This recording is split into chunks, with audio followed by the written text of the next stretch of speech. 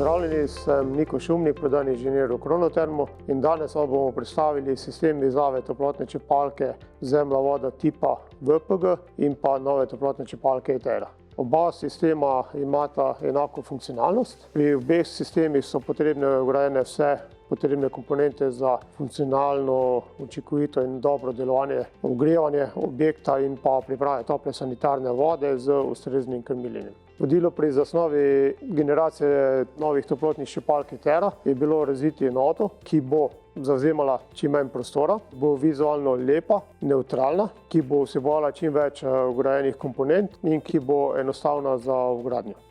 Pozdravljeni, sem Robi Kučer, prodajni inženir v Kronotermu. Kot vam je že sodelavec prikazal sistem vgradnje ETERA, vam bom jaz pokazal še obstoječ sistem VPG K2 z integriranim hranilnikom sanitarne tople vode.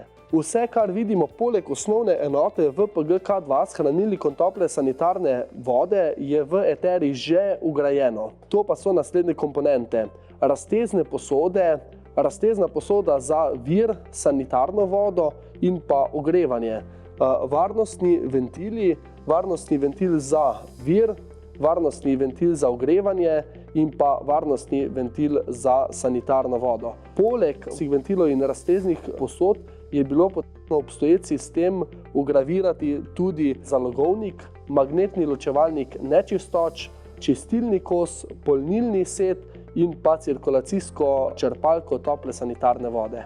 Kakor vidimo, v kotlovnici zavzema toplotna črpalka starejše izvedbe veliko več prostora in vgradnega materiala kot pri novi toplotni črpalki ETERA, kar pa za sabo prinese tudi večjo ceno montaže in pa več prostora v kotlovnici.